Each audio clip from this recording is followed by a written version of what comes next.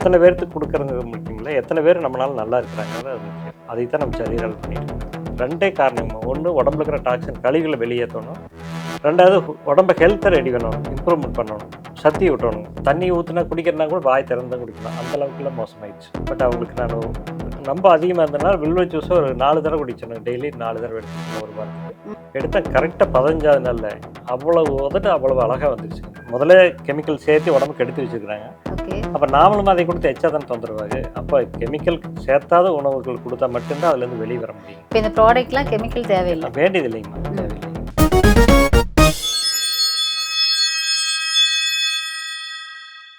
வணக்கம் சார். வணக்கம். வணக்கம் மாதிரி பிரிஞ்சோதி.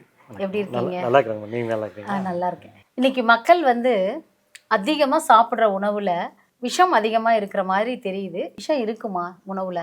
கண்டிப்பாங்கம்மா. ஏன்னா சத்தமில்லாத உள்ள போயிட்டு இருக்குது. நாம் நல்லதுன்னு நினச்சி சாப்பிட்றோம்.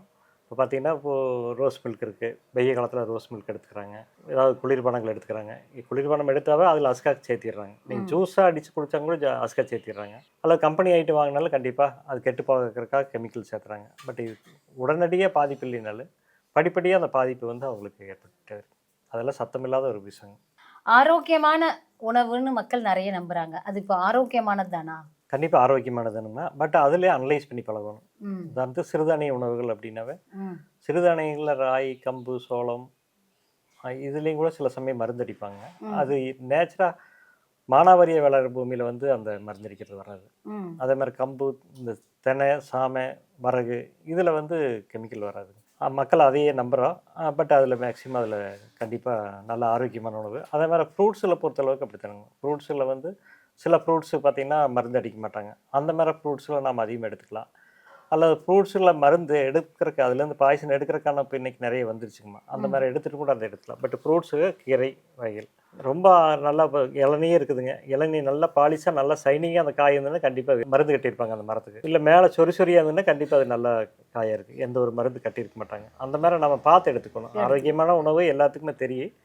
பட் அதுலேயே அனலைஸ் பண்ணி பழக்கணுங்கிறது என்னுடைய கருத்து. 20-30 வருஷத்துக்கு முன்னாடி நம்மளோட உடம்பு பார்த்தீங்கன்னா அதிகமாக நோயும் வயப்பட மாட்டோம். அதே மாதிரியே எதை சாப்பிட்டாலும் அதை கல்ல தின்னாலும் சிரிச்சிரும்னு சொல்லுவாங்க இல்லையா? இப்போ பார்த்தீங்கன்னா நம்ம உடம்பு அந்த மாதிரி இல்லை.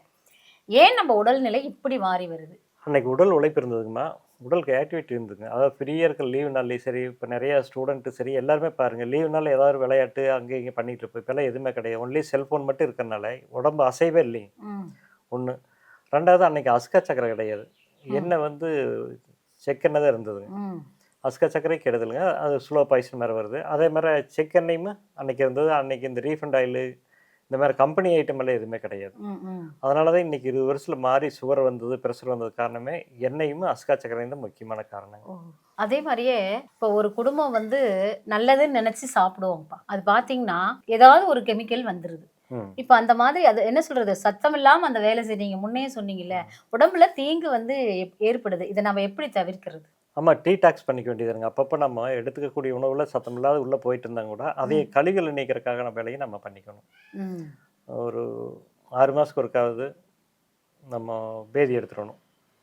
6 மாதத்துக்கு ஒருக்கா பேதி எடுத்து உடம்புல இருக்கிற கழிவுகள் ஓரளவுக்கு போயிருங்க. அதே மாதிரி எண்ணெய் தேய்ச்சி குளிக்கிறது. டீடாக்ஸுக்குன்னே சில மெடிசன்ஸ் இருக்குது ஹெர்பலில், அந்த மாதிரி இதெல்லாம் எடுத்துக்கலாம். அருகம்புல் சாறு 48 நாள் தொடர்ந்து, ஒரு 6 மாதத்துக்கு ஒருக்கா 48 நாள் தொடர்ந்து குடிச்சாங்கன்னா ரத்தத்தை சுத்தம் பண்ணிடுது. ரத்தத்தில் எதாக இருந்தாலும் பாய்சன் ரத்தத்தில் தான் கலந்துருக்குங்க. ரத்தம் செல்லுக்கு கொண்டு போய் சேர்த்துது. அப்போ நாம் ரத்தத்தை சுத்தம் பண்ணுற போது இயற்கையாகவே அந்த உடம்பை டீடாக்ஸ் பண்ணிட்டு வந்துருக்கு. அருகம்புல் சாறு அது பெஸ்ட்டுங்க. Fruit salad best. Fruit salad அடிக்கடி வாரத்தில் ஒரு 2 நாள் 3 நாள் ஒரு வேளை உணவாவது ஃப்ரூட் சாலட் எடுக்கும். இப்போது சின்ன வயசுலேயே பார்த்தீங்கன்னா நிறைய பேருக்கு ஃபேட்டி லிவர், சுகரு, பிபின்னு நிறைய இந்த பிரச்சனைகள்ல அதிகமாக வருது. இதனால் வருது. சின்ன வயசுனா குழந்தையிலேருந்து வர ஆரம்பிச்சதுங்கம்மா. அப்போ நீங்கள் நல்லா கவனிச்சிங்கன்னா ஹாஸ்பிட்டல் போய் கேன்சர் சென்டர் போங்க, சுகர் ஹாஸ்பிட்டல் போங்க. குழந்தைகளுக்கே சுகர் இருக்குது, குழந்தைகளுக்கே கேன்சருங்க. இது எப்படி உருவாது? அவங்க பேரண்ட்ஸ் குழந்தை வயிற்றில் இருக்கிற போதே எடுத்துக்கூடிய உணவுகளை தவறான உணவுகள். கன்சீவ் இருக்குன்னு போட்டு அவங்க ஆசைப்படுறதெல்லாம் வாங்கி கொடுத்துட்றாங்க பேரண்ட்ஸு. அது ஒரு முக்கியமான காரணங்க. ரெண்டாவது, கொஞ்சம் குழந்தை பிறந்த பின்னா கொடுக்கக்கூடிய உணவுகளில் பார்த்திங்கன்னா தாய்ப்பால் அதிகமாக கொடுக்காத பவுடர்ஸு, பால் பவுட்ரு, இந்த மாதிரிலாம் கொடுக்குற போது கண்டிப்பாக அதில் கெமிக்கல் இருக்குது. இன்னும் கொஞ்சம் பெருசாகிற போது அவங்களுக்கு சர்க்கரை, அஸ்கா சக்கரை சேர்த்த ஆரம்பிச்சிடறாங்க, இனிப்புகள் சேர்த்த ஆரம்பிச்சிடறாங்க, ஸ்வீட்டு மிட்டாய்கள் சேர்த்த ஆரம்பிச்சிடறாங்க. கேக்கு வருஷமாச்சுன்னா பர்த்டேக்கு கேக்கு அந்த க்ரீமோட வெட்டி கொடுக்குறது, அந்த க்ரீம் கேக்கு, இதெல்லாம் சாப்பிட்றபோது கண்டிப்பாக எல்லாமே வர ஆரம்பிச்சிருக்கும். அப்போ கொடுக்குற போது நம்ம குழந்தைகளுக்கு என்ன கொடுக்குறோங்கிறத முதல்ல தெரிஞ்சு கொடுக்கணும் ஒன்று. ரெண்டாவது பெருசாக ஆக அவங்களுக்கு அந்த அவேர்னஸை நம்ம ஏற்படுத்தணும். சின்ன குழந்தைகள் அது தெரியலைன்னா கூட நம்ம பெருசாகிற போது அவங்களுக்கு அதை சொல்லி புரிய வச்சு அதை கொடுக்கணும். கொடுத்தோன்னா கண்டிப்பாக அதுலேருந்து மீண்டு வந்துடலாங்க. பட் இன்றைக்கி சின்னவே எல்லாமே குழந்தைகளை நீங்கள் எந்த குழந்தைகள் எடுங்க சாப்பிட்றது பூராமே ஜங்க் ஃபுட்டாக தான் இருக்கும்.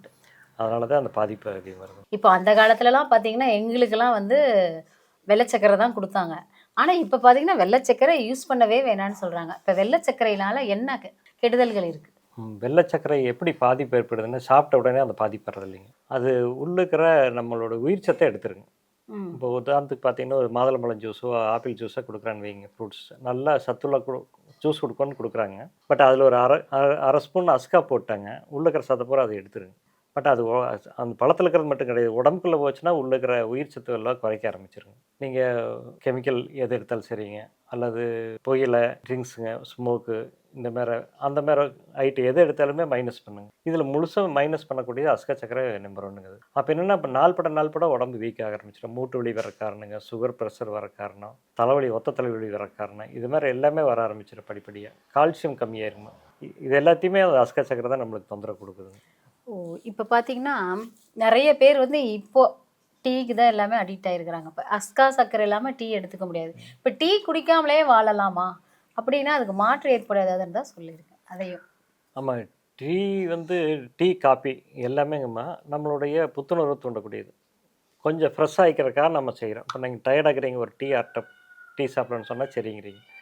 காரணம் என்னென்னா ஒரு சாப்பிட்டதே கொஞ்சம் ஃப்ரெஷ் ஆகிக்கும். அது என்னங்கன்னா நரம்புகளை தூண்டி விடுதுங்க. நரம்பை தூண்டி விட்டு நம்மளை ஒரு ஃப்ரெஷ்னஸ் வச்சுக்குது. ஆனால் மறுபடியும் என்ன பண்ணுங்கன்னா இது அடிக்கடி நாம் செய்கிற போது ஒரு குறிப்பிட்ட ஏஜ் ஆகிற போது அந்த நரம்புகள் எல்லாம் பலவீனம் அடைஞ்சிருக்கு. அதனால தான் அதுலேருந்து நம்ம மீண்டு வந்துடணும். காபி டீ வந்து அப்போதைக்கு பார்த்தா ரொம்ப அருமையாக இருக்குங்க, எந்த பாதிப்பு தெரியாது. ஆனால் நாள்பட நரம்பு பலவீனமாக இருக்கும். அதுதான் முக்கியமாக வேண்டாங்கிறது. பேக்கேஜ் இருக்கு இல்லைங்களா, நிறைய இப்போ அதுதான் மார்க்கெட்டிங்கில் மூவிங்க. எந்த டிபார்ட்மெண்ட் ஸ்டோர் போனாலும் சரி, எங்கேயுமே மளிகை கடையில் கூட பார்த்தீங்கன்னா குழந்தைங்க அந்த பேக்கேஜ் பண்ணியிருக்கிற அந்த ஃபுட்டு, குர்குரே என்ன இருக்குதோ சரி அந்த பேக்கிங்கில் இருக்கிறத கொடுங்கன்னு கேட்டு வாங்கி கம்பல்சரி சாப்பிட்றாங்க. வாங்கி தரலைன்னா அது வேற அடம் பிடிக்கிறாங்க. ஆனால் அதை கொடுக்கவும் கூடாதுன்னு சொல்கிறாங்க. உண்மைங்களா? அந்த மாதிரி பேக்கிங் ஐட்டம் கொடுக்கக்கூடாது. கண்டிப்பாக நம்ம குழந்தைக்கு நாமளே வெஸ்ட்டு வாங்கி கொடுக்குற மாதிரிங்க. அந்த மாதிரி உணவுகளுக்கு கொடுக்குறதுக்கு குழந்தைங்களுடைய ஆயுஸ் குறைவுங்க. அது நிறைய ஹாஸ்பிட்டல் செலவு வர ஆரம்பிச்சிரு. அப்போ தெரியாதுங்க அவங்களுக்கு. அப்போ பார்த்தா நல்லா தான் இருக்குங்க. நம்மளுக்கும் குழந்தை சாப்பிட்றதுக்கு வாங்கி கொடுக்கணும்னு ஒரு சந்தோஷமாக இருக்குங்க. அவங்க சாப்பிட பார்க்குறப்ப குஷியாக இருக்குது. ஆனால் ஃப்யூச்சரில் வந்து அவங்களுக்கு காய்ச்சல் வந்துருச்சு, இருமல் வந்துருச்சுங்க, தொண்டை வலி வந்துருச்சு, சளி பிடிச்சிருச்சு அப்படின்னு ஹாஸ்பிட்டல் கூட்டிகிட்டு போகிறது நம்ம தான். ஆனால் அதுக்கு அந்த சாப்பிட்டதனுடைய உணவுனுடைய எஃபெக்ட் தான் பின்னால் வருங்க. இப்போ குழந்தைங்களுக்கு பார்த்தீங்கன்னா கவனக்குறைவு நிறைய இருக்குது. எது சொன்னாலுமே கேட்டுக்கிறது இல்லை. இன்னொன்று பார்த்தீங்கன்னா ஞாபக மறதியும் ஆயிடுது. இப்போ நம்ம சாப்பிட்ற சாப்பாட்டுனால கூட அந்த பாதிப்பு இருக்குங்களா? இனிப்பு அதிகமாக சாப்பிட்டாங்கன்னா ஞாபக மறதி வந்துருக்குமா. மறதிக்கு காரணம் இனிப்பு ஒரு காரணம். நீங்கள் உங்களுக்கே மறதி வருதுன்னு வைங்க அடிக்கடி, ஒரு மாதத்துக்கு சுகர் நிறுத்துங்க. எந்த இனிப்பு சேர்த்தாதவங்க நல்லா ஞாபகம் வந்துடும். அது ஒரு காரணங்க. குழந்தைங்க அந்த உணவுகள் எடுத்துக்கிற போது ரத்த ஓட்டம் வந்து சீராக இருக்காதுங்கம்மா. கொஞ்சம் ஸ்பீடாக இருக்குது அல்லது மந்தமாக இருக்குது, சமநிலையில் இருக்காது. அப்போ அவங்களோட மனநிலையும் அதே மாதிரி தான் இருக்குங்க.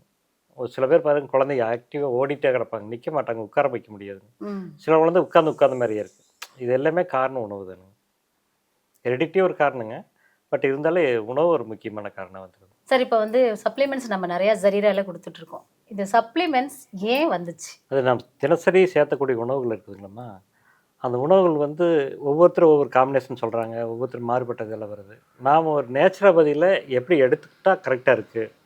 உதாரணத்துக்கு காலையில் பல்பொடியில் ஆரம்பித்தோம்னா நைட்டு கடுக்காய் ஜூஸ் வரைக்கும், எப்படி நேச்சுரோபதிக்கு இதுக்கு ஒரு நல்ல பிணைப்பு இருக்குதுமா. நேச்சுரோபதி ட்ரீட்மெண்ட் மேலே நம்ம கொடுத்துருக்குறோம். பட் ட்ரீட்மெண்ட் இல்லாத, மருந்தாக இல்லாத உணவுல நாம் கொண்டு வரோம். அதனால தான் ஜரீரால வந்து அந்த சிஸ்டத்தை நாம் போட்டு கொண்டு வந்துக்கிறோம். இப்போ மார்க்கெட்டில் நிறைய ப்ராடக்ட்ஸ் இருக்குது, நேச்சுரோபதி, ஹெர்பல்னு நிறைய சொல்லிட்டு இருக்காங்க. இப்போ நம்ம ஜரீரா ப்ராடக்ட்ஸும் அதை வச்சு எப்படி நம்ம வேரியேஷன் கண்டுபிடிக்கிறது? நிறைய கம்பெனி இருக்குதுங்கம்மா. அதில் நல்ல கம்பெனியும் இருக்கலாம், நம்மளோட நல்லா கூட செய்யலாம். பட் நம்மளை பொறுத்த அளவுக்கு நம்ம தெளிவாக செய்கிறாங்க. நீங்கள் திடீர்னு ஒரு 500 ஹெல்த் மிக்ஸ் வேணும் அப்படின்னா நம்மளால் முடியாது. ஏன்னா கரெக்டாக நம்ம முளைக்கட்டி ஊற வச்சு, முளைக்கட்டி காய வச்சு, வறுத்து, அது தெளிவாக புடைச்சி எல்லா வேலையும் பண்ணியிருக்கிறாங்க. அதனால் ப்ராடக்ட் வந்து நம்ம அதிகபட்சமாக நம்ம டக்குனால கொடுக்க முடியாது. நாம நார்மலாக ஒரு சில ஒரு பார்த்திங்கன்னா ஒரு ஆயிரக்கணக்கான மக்களுக்கு மட்டும் நம்ம இன்றைக்கி கொடுக்க முடியுது. அது நார்மலாக டெய்லி பார்த்திங்கன்னா வாரம் வாங்கி யூஸ் பண்ணிகிட்டு இருக்கிறாங்க. அவங்க லைஃப் பூராவே நம்மளது யூஸ் பண்ண ஆரம்பிச்சிட்டாங்க. போதுங்க, நம்மளுக்கு வந்து ஒரு சில ஆயிரங்கள் கஸ்டமர் இருந்தால் போது அவங்கள நான் ஃபாலோ பண்ணிவிட்டு அவங்க ஆரோக்கியமாக இருந்தேன்னா போதும். அதுக்காக நம்ம லட்சக்கணக்காக கோடிக்கணக்காக பண்ணணுங்கிற அவசியம் கிடையாது. பட் எத்தனை பேர்த்துக்கு கொடுக்குறது முக்கியம் இல்லை, எத்தனை பேர் நம்மளால நல்லா இருக்கிறாங்கிறது அது முக்கியம். அதை தான் நம்ம ஜரீரால் பண்ணிட்டு இருக்கிறாங்க. நம்ம கம்பெனியில் வரக்கூடிய பொருட்கள் எல்லாமே நம்ம பார்த்து தான் செய்கிறோங்கம்மா. உதாரணத்துக்கு நாட்டு சக்கரை எப்படின்னா, நாட்டு சக்கரை சுத்தமான ஆர்கானிக் இருக்குதா, கெமிக்கல் போடுறாங்களா இல்லையா, இதை பார்த்து தான் நம்ம எடுத்துக்கிறோம். ஏன்னா நம்ம கொடுக்குறது வந்து நம்மளை நம்பி வாங்குற போது நாம் அதுக்கான ரிஸ்க் அதிகம் எடுக்க வேண்டியது இருக்குது. பணம் வெள்ளம் அப்படித்தானுங்க. அதேமாதிரி சிறுதானியங்கள் அப்படித்தானுங்கம்மா, நேரடியாக பார்த்து நாமளே அலாசி எல்லாம் போட்டு எடுத்து செய்கிறோங்க. அதேமாதிரி சில ஹெர்பல் எல்லாம் வருங்க, அது பார்த்திங்கன்னா நம்ம சில பக்கம் வாங்க வேண்டியது இருக்குது. பட் அதையுமே நம்ம அலாசி போட்டு அதில் இருக்கிற கல் மண்ணெல்லாம் சுத்தம் பண்ணி நல்லா தெளிவாக நம்ம குழந்தைகளுக்கு என்ன கொடுக்கணுமோ அந்த செய்யணுங்கிற முறையில் தான் அதை பண்ணி கொடுத்துருக்குறாங்க. அதனால தான் நம்மளுக்கு வந்து நம்பர் ஒன்றுங்கிறது நம்மளுக்கு ஒரு மனப்பான்மையாச்சு. நம்ம குவாலிட்டியாக இருக்கிறோம் அப்படிங்கிற காரணம் என்னென்னா நம்ம அதை பார்த்து செய்கிறனால தான். இதை வேறு பக்கம் நம்ம வாங்கி செய்கிற மாதிரி இருந்ததுன்னா நம்ம அதை கேரண்டி கொடுக்க முடியாதுங்க. இது நம்மளுடைய மேற்பார்வையில் செய்கிறனால நம்ம சுத்தமானதாகவும் ஆரோக்கியமானதாகவும் நல்லதாகவும் கொடுக்க முடியுது. இப்போ மக்களோட அடிப்படையாக பார்த்தீங்கன்னா அவங்க ஆரோக்கியம் இல்லாமல் இருக்கிறதுக்கான காரணம் என்ன? அவேர்னஸ் இல்லாததானுங்கம்மா. முக்கியமாக யாருக்குமே அந்த அவேர்னஸ் கிடையாது. எப்போ வருது அப்படின்னாங்க, அவங்களுக்கு ஒரு ப்ராப்ளம் வர்ற போதோ அல்லது நம்ம வேண்டியவங்களில் ஏதாச்சும் ஒரு பிரச்சனைகள் சிக்கி ரொம்ப நிறைய ஹெல்த்தி இஷ்யூஸ் வந்து செலவு நிறையாகி அவங்க பண்ணுற கொடுமையெல்லாம் பார்த்த பின்னால தான் அந்த அவேர்னஸ் வருது. நார்மலாக இருக்கிற போது அந்த ஹெல்த் பற்றி யாருமே நினைக்கிறது கிடையாது. அப்போ அந்த அவேர்னஸ் வந்துட்டாவே கண்டிப்பாக அவங்க மாறிடுவாங்க. ஜரீரா ப்ராடக்ட் வந்து யாரெல்லாம் பயன்படுத்தலாங்கப்பா? அதே மாதிரியே எந்த ஏஜ்னு, இந்த ஏஜ்னு சொல்லி ஏதாவது லிமிட் இருக்குங்களா? 6 மாத குழந்தையிலேருந்து பயன்படுத்தலாங்க. ஓகே. அதே நம்ம காஃப் சிரப் இருக்குங்க, அது பிறந்த குழந்தைக்கே கொடுக்கலாங்களா? பிறந்த குழந்தைக்கே காஃப் சிரப் கொடுக்கலாமா. ஒரு 5 மில்லி சிரப்பும் 5 மில்லி தண்ணி கலந்து கொடுக்கலாம். 5 வயசானதே ஹெல்த் மிக்ஸ் கொடுக்க ஆரம்பிச்சிடலாம். அப்புறம் குளியல் பொடி அந்த நலுங்கு மாவில் சிறுசுலேயே ஆரம்பிச்சிடலாங்க. ஹேர் ஆயில் குழந்தையிலே ஆரம்பிச்சிடலாம். அதனால் குழந்தையிலேருந்து பெரியவங்க வரைக்கும் எல்லாத்தையும் நம்ம யூஸ் பண்ணலாம். பட் எந்த டைமுக்கு என்ன யூஸ் பண்ணணுங்கிறது மட்டும் நம்ம கொஞ்சம் அனலைஸ் பண்ணி பழகிட்டாங்கன்னா சரி போயிடும். அதே மாதிரிங்க அந்த ப்ராடக்ட் வந்து எந்தெந்த டைம் எது கொடுக்கணும் அப்படிங்கிறது முக்கியங்க. அதைத்தான் நம்ம ஜரீராவில் நம்ம விளக்கமாக சொல்லிட்டு இருக்கிறோம். இப்போ காலையில் எழுந்திரிச்சி பல்பொடினா பல் விளக்குறதுலேருந்து ஆரம்பிக்கும். அப்போ அது யார் கொடுக்கலாம்? இப்போ குழந்தைக்கு சின்ன குழந்தைங்கன்னா பல்பொடி உடனே விளக்காது, அது கொஞ்சம் பெருசாக வரைக்கும். அதுக்காக கொஞ்சம் நம்ம டைம் எடுத்துக்க வேண்டியது இருக்குங்க. கடுக்காய் ஜூஸ்னால் கண்டிப்பாக 40 வயசுக்கு மேலே எல்லோரும் எடுத்துக்கலாம். அது 60 வயசுக்கு மேலேன்னா கம்பல்சரி டெய்லி எடுத்துக்கிற மாதிரி பார்த்துக்கலாங்க. இது மாதிரி சில ப்ராடக்டை சில ஏஜ் டைமில் எடுத்துக்கிறது ரொம்ப நல்லதுங்க. பட் ஜென்ரலாக பார்த்திங்கன்னா அந்த பல்பொடி, மலர்பானங்க, ஹெல்த் மிக்ஸு, குளியல் பொடி, ஹேர் ஆயில், சூப் பொடி, கடுக்காய் ஜூஸ் இதெல்லாமே ஜென்ரலாக எல்லாருமே எடுத்துக்கலாங்க. இது எடுத்துக்கிறனால என்ன ஆகுதுனாங்க, அவங்களுடைய ஆரோக்கியத்தை வந்து நம்ம தக்க வச்சுக்க முடியும். உடம்புல இருக்கிற டாக்ஸின் வெளியேற்றணும். 2 காரணங்கம்மா. ஒன்று, உடம்புல இருக்கிற டாக்ஸின் கழிவுகளை வெளியேற்றணும். 2வது, உடம்பை ஹெல்த்தை ரெடி பண்ணணும், இம்ப்ரூவ்மெண்ட் பண்ணணும், சக்தி விட்டணுங்க. டாக்ஸின் வெளியேற்றினாவே உடம்பு கண்ணாடி மாதிரி ஆகி அதுக்கு நம்ம சில பொருள், இப்போ மலர்பானம் இருக்குதுங்க, ஃப்ரூட் சாலட் இருக்குது, கடுக்காய் ஜூஸ் இருக்குது, வாய்ச்சோனம் இருக்குது, இதெல்லாம் உடம்புல இருக்கிற கழிவுகளை வெளியேற்றக்கூடியது. வெளியேற்றினோம்னா நம்ம அடுத்து ஹெல்த் ப்ராடக்டாக ஹெல்த் மிக்ஸ் கொடுக்கலாங்க, சூப்பு பொடி கொடுக்கலாம், ஜீவசக்தி அல்வா கொடுக்கலாங்க, இந்த வில்வ ஜூஸ் கொடுக்கலாம். இது எல்லாமே ஹெல்த்தை டெவலப் பண்ணக்கூடியது. இப்போ இந்த 2ஐயும் ஒன்று கழிவுகளை வெளியேற்றி, ஒன்று நம்ம உடம்புல சக்தி விட்டுனவே ஆரோக்கியமாக தக்க வச்சுக்க முடியும். இப்போ நம்ம ஜரீரா ஹெல்த் ப்ராடக்ட் வந்து உடனடியாக தீர்வா இல்லை நீண்ட நாள் லைஃப் லாங் நம்ம அதை எடுத்துக்கிறதுக்கான ஒரு தீர்வா? எல்லாமே தீர்வு ஒன்று தானுங்கம்மா. பட் உடனே கொடுக்கக்கூடியது என்னென்னா, நம்ம எடுத்த உடனே நம்மளுக்கு ரிசல்ட் கொடுக்கக்கூடியது மலர்பானம் கொடுக்கும். அதே மாதிரி சூப் பொடி கொடுக்குங்க, வாய்ச்சூர்ணம் கொடுக்கு, கடுக்காய் ஜூஸ் இதெல்லாம் வந்து உடனடியாக ரிசல்ட் தெரிய ஆரம்பிச்சிடும். வில்வப்பழ ஜூஸ். பட் நீண்ட நாளைக்கு கொஞ்சம் கொஞ்சமாக டெவலப் பண்ணி உடம்பை நம்ம எப்போயுமே ஆரோக்கியமாக வச்சுக்கூடிய உணவுகளில் பார்த்திங்கன்னா, நீங்கள் சூப் பொடி, ஹெல்த் மிக்ஸு, ஜீவசக்தி அல்வா இதெல்லாம் வந்து நம்ம நீண்ட நாளைக்கு நம்மளுக்கு ஹெல்த் இருக்கிற மாதிரி பார்க்கும். அதாவது நம்ம காம்பினேஷன் கரெக்டாக பண்ணால் உடனடியாக, அதாவது நேச்சுரோபதியில் போனால் லேட் ஆகுது அப்படிங்கிறது இல்லாத ஒரு 10 நாள் 15 நாளே ரிசல்ட் கொடுக்க ஆரம்பிச்சிட்டு, ஆனால் கடைசி காலத்தை வரைக்கும் ஆரோக்கியமாக வச்சுக்கலாம். மருத்துவமனைக்கு போகாத ஒரு வாழ்க்கையை உருவாக்க முடியும். ப்ராடக்ட் மட்டும் கரெக்டாக மெயின்டைன் பண்ணிட்டு இருந்தால் போதுமா. இப்போ இயற்கை உணவு சாப்பிட்றோம் இல்லைங்களா, இப்போ இது சாப்பிட்றதுனால நம்ம உடம்புல என்னென்ன மாற்றங்கள் நிகழும்? முதல்ல உடம்பு வெயிட் கம்மியாக ஆரம்பிக்கும். உடம்பு லேசாக தெரியுங்க. வெயிட்னா இப்போ 70 கிலோ இருக்குதுன்னா உடனே 70 கிலோ குறையாது. உடம்பு வெடுக்குன்னு இருக்குங்க, நடக்கிறதுக்கு போகிறதுக்கு எல்லாமே குமிச்சு வேலை செய்யறதுக்கு அதெல்லாம் பார்த்தீங்கன்னா ரொம்ப நல்லா இருக்குங்க. சிந்தனைக்கு வந்து ஒரு சீரான சிந்தனைக்கு வர ஆரம்பிச்சு, இதெல்லாம் உடனே தெரிய ஆரம்பிச்சிருக்குமா. கொஞ்சம் நாள் பட உடம்புல இருக்கிற கழிவுகள் வெளியேற உடம்புனுடைய வெயிட் குறைய ஆரம்பிக்கு. என்ன வெயிட் வேணுமோ, இப்போ 165 சென்டிமீட்டர்னா 65 கிலோ இருக்கும், அதுக்கு குறையாதுங்க. அதிகமாக இருந்தாலும் இறங்கிடும்.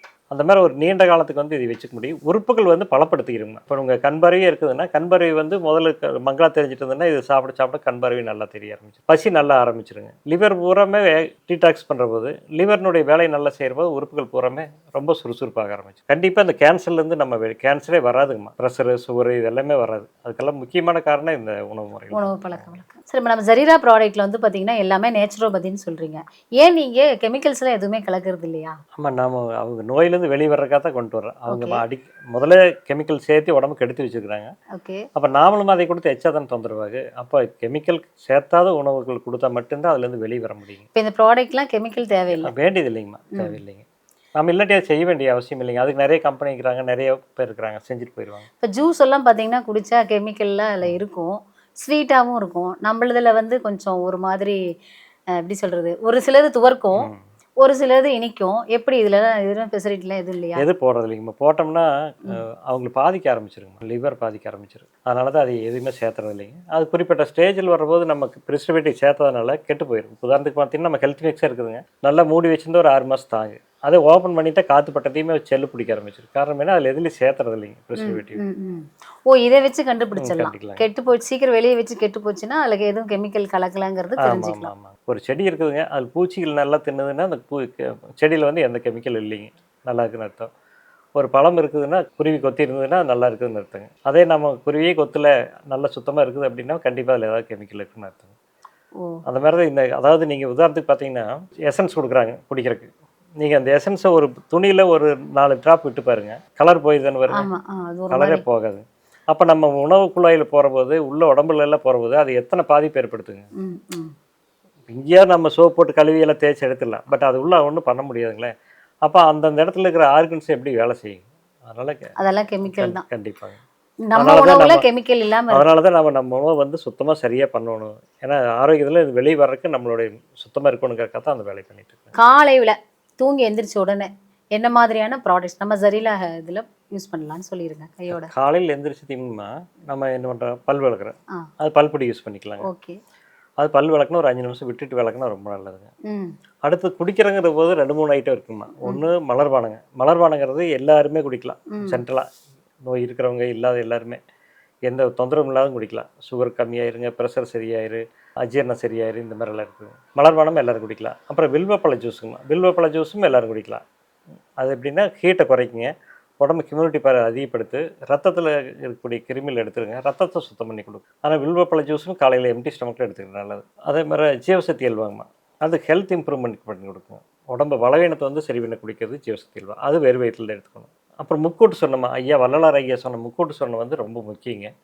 அதுவுமே வெறு வயிற்றில் எடுக்கிற போது நம்ம கல்லீரலெல்லாம் சுத்தப்படுத்திடு, லங்ஸை பலப்படுத்து, இந்த மாதிரி எல்லாம் வேலை செய்யும். அது மாதிரி இந்த சில பொருள்கள் வந்து நமக்கு வெறு வயிற்றில் எடுக்கிறது நல்லது.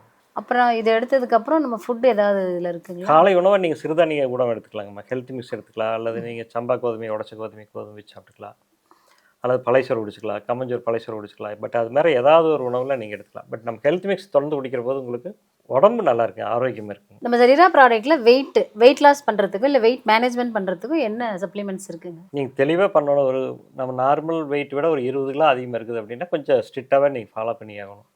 காலையில் எந்திரிச்சியுமே பல் விளக்கிட்டு நல்லெண்ணெயில் ஆயில் பண்ணி பண்ணிக்கலாம். அதே தோலில் ஏதாச்சும் இன்ஃபெக்ஷன் இருந்ததுன்னா சிறிச்சக்கர ஆயில் யூஸ் பண்ணலாம். பல் விளக்குனதையுமே மலர்பான டீ குடிக்கலாங்கம்மா. அப்புறம் வில்வப்பழ ஜூஸ், இந்த ரெண்டையுமே காலையில் வெறும் வயிற்றில் எடுத்துக்கலாம். டிஃபனுக்கு எல்லாம் ஒரு வேளை உணவாக ஹெல்த் மிக்ஸ் மட்டும் வயிறு நம்ப குடிக்கணும். சும்மா 1 டம்ளர் 2 டம்ளர் இல்லை, நம்ம வயிறு நம்ப அவருக்கு எவ்வளோ குடிக்க முடியுமோ அந்தளவுக்கு வயிறு நம்ப குடிச்சிடும். ஏன்னா அதில் நல்லா விட்டமின்ஸு, ப்ரோட்டீன், மினரல்ஸ் எல்லாம் இருக்கிறதுனால எங்கள் உடம்பு ஹெல்த்தியாக இருக்குங்க. கழிவுகளை பூரா நீக்க ஆரம்பிச்சிடும். அப்போ காலையில் சாப்பிட்ட பின்னால் சூப்பு பிடிக்கும், மத்தியானம் சாப்பிட்ட பின்னால் வாய் சூறணும், நைட்டுக்கு சாப்பிட்ட பின்னால் கடுக்காய் ஜூஸ். இந்த மாதிரி ஒரு ஷெட்யூல் போட்டு எடுத்துட்டிங்கன்னா ரொம்ப நல்லாயிருக்கும். எத்தனை நாளைக்கு எடுத்துக்கலாம் தொடர்ந்து? மினிமம் 48 நாள் நல்லதுங்கம்மா. தொடர்ந்து எடுத்துட்டா ரொம்ப நல்லது. 48 நாள் ஒரு மண்டலம் எடுத்துக்கிறது பெஸ்ட்டு. அப்படியே அது வெயிட் லாஸ் ஆயிடுச்சுன்னா கண்டினியூ பண்ணிக்கலாம். இப்போ நோய் எதிர்ப்பு சக்தி தர பொருட்கள் நம்மள்ட்ட என்னென்ன இருக்குது? மலர்பானங்கம்மா. ஓகே. முக்கூட்டு சுரணம். ஓகே. வில்வப்பழ ஜூஸ். இதெல்லாம் வந்து நோய் எதிர்ப்பு சக்தி. இப்போ டைஜஷன் ப்ராப்ளம் இருக்கு இல்லைங்களா, அது நிறைய பேருக்கு பெரிய பிரச்சனையாக இருக்குது. ஸோ இதில் நம்ம ஜரீரா ப்ராடக்ட்ஸில் என்ன இருக்குது? டைஜஷன் வர்றது 2 ரீசன் இருக்குதுங்கம்மா. ஒன்று, உணவு குழாய் வயிறு எல்லாமே புண்ணாக இருந்ததுனால டைஜஷன் சரியாகாது. ஏன்னா சரியான உமிழ்நீர் சுரக்காதனால வரும். அப்போ அந்த புண்ணை ரெடி பண்ணிக்கணும். அதுக்கு நம்ம ஜீவசக்தி அல்வா, வில்பழப்பழ ஜூஸ், கடுக்காய் ஜூஸ் இந்த மாதிரி எடுக்கலாம். இல்லை அஜீரணம் ஆகுது, சாப்பிட்டா எது குளிக்குது, எது நெஞ்சு வரைக்கும் வருதுங்க, அந்த மாதிரி இருந்ததுன்னா இது நெஞ்சு எரிச்சல் இல்லை அப்படின்னா வாய் சொன்னம் கொடுக்கலாங்க. வாய் சொன்னம் கொடுத்தாவே அது சரியாக போயிடும். மத்தியானம் சாப்பிட்டு வாய் சொன்னம் ஒரு ஸ்பூன் வெந்தய நீர் போட்டு குடிச்சிடலாங்க. அதே நைட்டு வந்து கடுக்காய் ஜூஸ், எல்லாருமே கடுக்காய் ஜூஸ் எடுத்துக்க நல்லதுங்க. ஏன்னா பெருங்குடல் பகுதியில் நம்ம சுத்தமாக வச்சுட்டோம்னா இந்த டைஜஷன் ப்ராப்ளம் வராதுங்க. அதே மாதிரி நான்வெஜ், அசைவ உணவுகள், முட்டை வந்து டைஜஷன் ரொம்ப தொந்தரவு பண்ணுங்க. முட்டை எடுத்துக்காத வரைக்கும் நல்லது. இப்போ பார்த்தீங்கன்னா பொதுவாகவே வலி பெரிய ஒரு இஷ்யூவாக இருக்குது. இப்போ வலிக்கு நம்ம ஜரீரா ப்ராடக்ட்ஸில் என்னெல்லாம் இருக்குது? நம்ம வலிகளில் வந்து நிறைய வலி வரக்கு காரணங்கள் நிறைய இருக்குதுங்க. முக்கியமான காரணம் பார்த்தீங்கன்னா கேஸ் ட்ரபிள் கூட சொல்லலாம். வாய் தொலை இருந்தாலும் உடம்புல அங்கங்கே வலிக்க ஆரம்பிச்சிடும், மாற்றி வலிக்க. அது கண்டுக்கலாம். எந்த இடத்துல மாற்றி ஒரு இடத்துல வலிக்காத வலிச்சுட்டு இருந்தோன்னா கண்டிப்பாக அந்த மாதிரி வலி வரும். ஹார்ட் அட்டாக் வந்துன்னா ஹார்ட்டில் வலி வந்துன்னா ஒரே இடத்துல வரும்.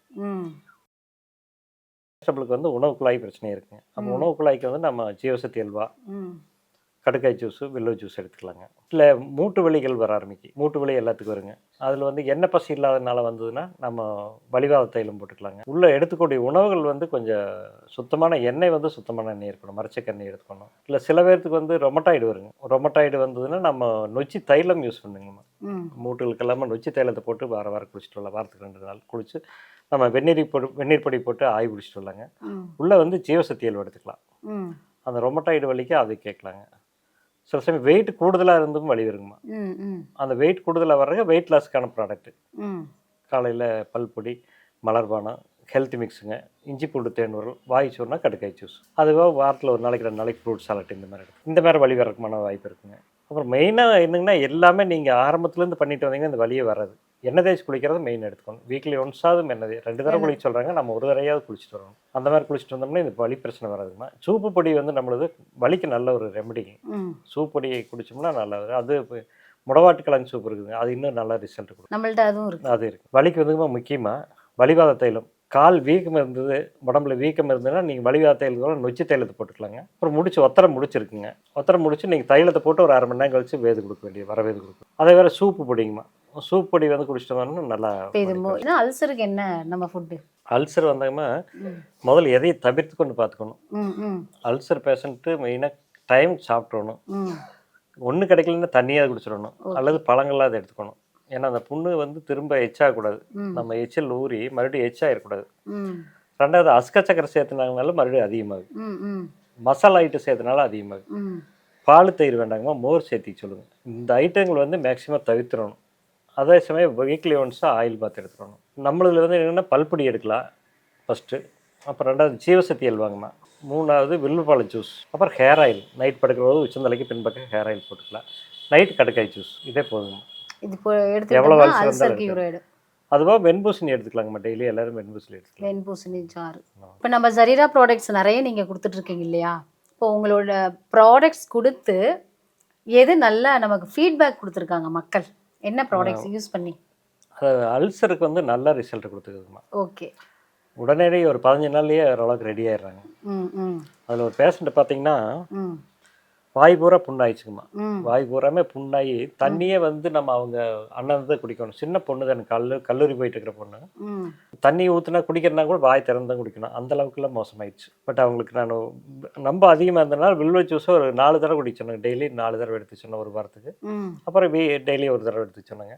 அதே மாதிரி வெண்பூசணி, நம்ம ஜீவசக்தி அல்வா, கடுக்காய் ஜூஸு, சுத்தம் மசாலா ஐட்டம் எதுவும் தவிர்த்துக்கிட்டு இருக்கிறேன். டீ காப்பி எதுவும் வேண்டான்ட்டு எடுத்தேன். கரெக்டாக 15வது நாளில் அவ்வளவு உதட்டு அவ்வளவு அழகாக வந்துருச்சுங்க. அப்படி புண்ணு இருந்ததே தெரியாதுங்க. ஆனால் அதுக்கு முன்னே நீங்கள் புண்ணு பார்க்க முடியாது, பயந்துருவீங்க. அந்த மாதிரி இருந்தது. அவங்க எல்லா ஹாஸ்பிட்டல், சென்னையில் வந்து எல்லா ஹாஸ்பிட்டலுக்கு போய் ஒரு 4-5 லட்சம் ரூபா செலவு பண்ணி போட்டாங்க, முடியல. அது பொண்ணுக்கு நான் ஆண்டவன் வேண்டிட்டு தான் கொடுத்தேன். கண்டிப்பாக இந்த குழந்தை நல்லா இருக்கும்னு சொல்லி கொடுத்து 15 நாள்லேயே ரெடி ஆயிடுச்சுங்க. சூப்பர். இப்போ அல்சருக்கு கொடுத்த ப்ராடக்ட் வந்து நல்ல ரிசல்ட், உங்களுக்கு அது நல்ல ஃபீட்பேக்கும் கொடுத்துருக்காங்க. கண்டிப்பாக கண்டிப்பாக. நான் சொன்னபடி கேட்டாங்க, எல்லாமே சொன்னபடியே கேட்டாங்க. அவங்களாம் வாரத்தில் 3 நாளைக்கு 4 நாளைக்கு மட்டன் சாப்பிட்டு இருந்தவங்க. சுத்தமாக வீட்லேயே செய்வேன்னுட்டேன். அதனால் ரெடி ஆகிட்டாங்க. சூப்பர்.